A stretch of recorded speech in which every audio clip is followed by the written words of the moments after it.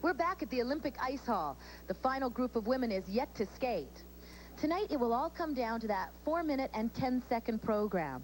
A lot of work goes into creating that perfect Olympic program. And for Kristi Yamaguchi, that work started almost a year ago when she got together with her mother and her coach, and they began the very tedious task of picking that right piece of music. Do you think this is too slow? Not for an opening, I don't think so. Might be all right for an opening if it then went in, so you had something to build for. I'm not sure if this sounds like me. I'm not sure it does either. I think the most frustrating thing about finding music is just trying to find it. You can't make it come. You have to wait and listen and then try to get ideas, and then sometimes you can go and research it and look and try to find something that's that tight. But half the time it's just done just by, you know, almost hit or miss. Hours later, they still hadn't come up with something that really excited them, but they had come up with a unique idea for Kristi. That was to stay with just one piece of music for the entire program. I think if I use Malagueña, it'd be best to use the whole thing. I mean, I like the idea of picking a thing and trying to stick with that whole thing. Okay, rather than just picking 3 or 4 different kinds of music. Right. Hello? Yes, it's Sandra in. Sandra is Sandra Bezic, Yamaguchi's choreographer who lives in Toronto. It is important that she can work with the music because it will be her job to make the music and the moves come together. Because then what I'd like to do is just sort of edit a number of versions and then see what's most comfortable, because I think you could do just about anything with that music. 3 months have passed and the music for the Olympic program has been selected. It's a Spanish tune, Malagueña, reminiscent of the 1988 Olympics and the Battle of the Carmens between Debbie Thomas and Katarina Witt. The first phase is to edit the music down to its required length of 4 minutes and 10 seconds. This is done in a professional recording studio.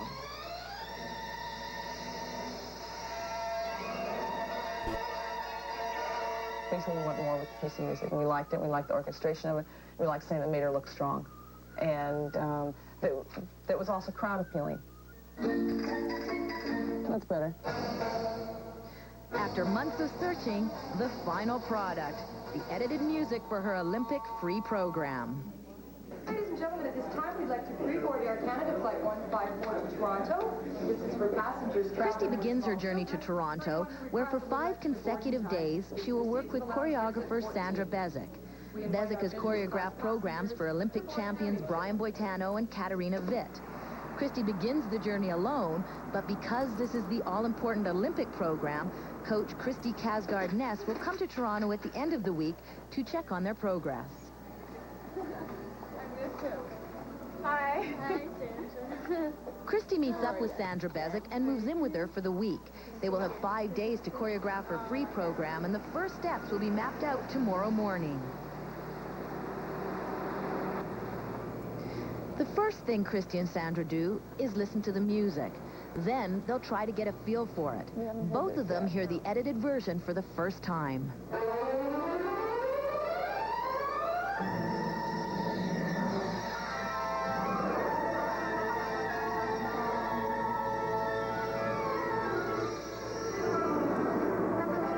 Really, for a long program, for a competitive program, it's very much filling in the blanks. Kristi Kasgard set the jumps, and it's pretty basic how you do it. You do it so that they can be performed to their best.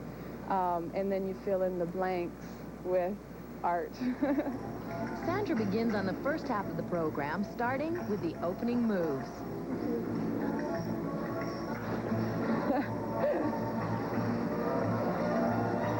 That's not bad. This little flick is good. Sort of, like, yeah, that's cute. Yeah, so your hair goes. We'll either be really good at it, Yeah. or really bad.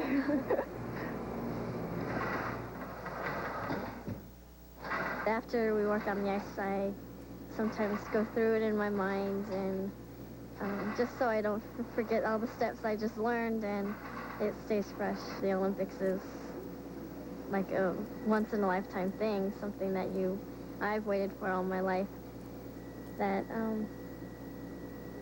you know, it's important, yet I don't want to get too hung up on it and think of it as a life or death situation. Good morning, 9 minutes after 10, and another Day 2.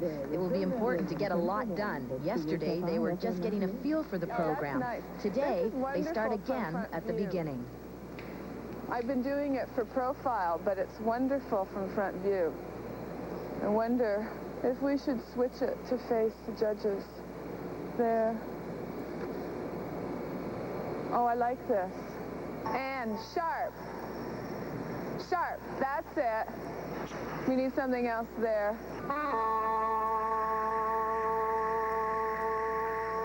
Today I needed to get some real steps in there, even if they do end up changing. We needed to do concrete work that, you know, had some form and structure.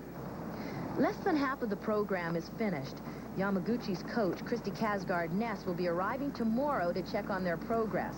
It's a visit which Sandra Bezic is a little apprehensive about. I'm looking forward to Kristi coming, but I'm hoping that it doesn't stop our work process, you know, by overanalyzing at this point. And Kristi Yamaguchi needs time for this all to become comfortable. So I'm hoping that Kristi Yamaguchi won't be too judgmental too quickly. Coach Kristi Yamaguchi arrives bright and early at Sandra Bezic's house after a long trip from Edmonton. You're welcome. Thank you. Hi. A quick hello, and they all head to the rink to show her what they've done with the program. Well, why don't we do sort of like a walk first? Oh, that's neat. I thought maybe you could give her some tips about stroking faster. We talked about that. Yes, we did. That was better. Just a little bit. Yeah. Oh, good. That was a nice one. Did you like that? I like that a lot. It's the last day, and still there's a lot to get accomplished. We really need the program finished today, so I just told Sandra this morning that I would sit off the first hour and not get out in the ice and just let her finish the program. If you can snap, you know, just with your focus more than anything, you can keep the body fluid. Yeah. A little bit more arm. And snap. You're right. I like the timing better. Okay, but your shoulders look like I told you to do it. So before the silence, so you're there for the silence.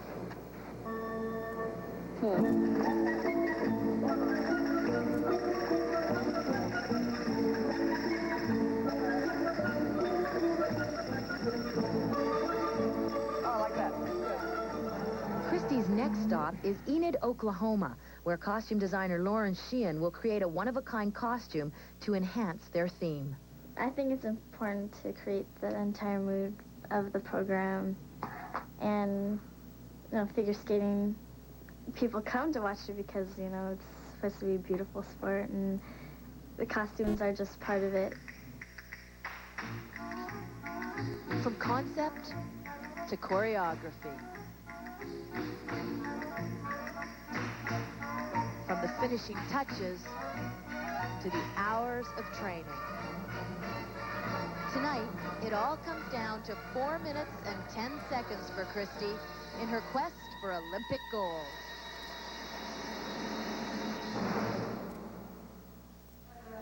You will see the results of Kristi Yamaguchi's effort when she skates later on this evening.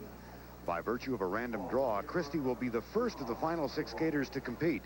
She's followed by Nancy Kerrigan, then Surya Bonali, Tanya Harding, Midori Ito, and Laetitia Hubert.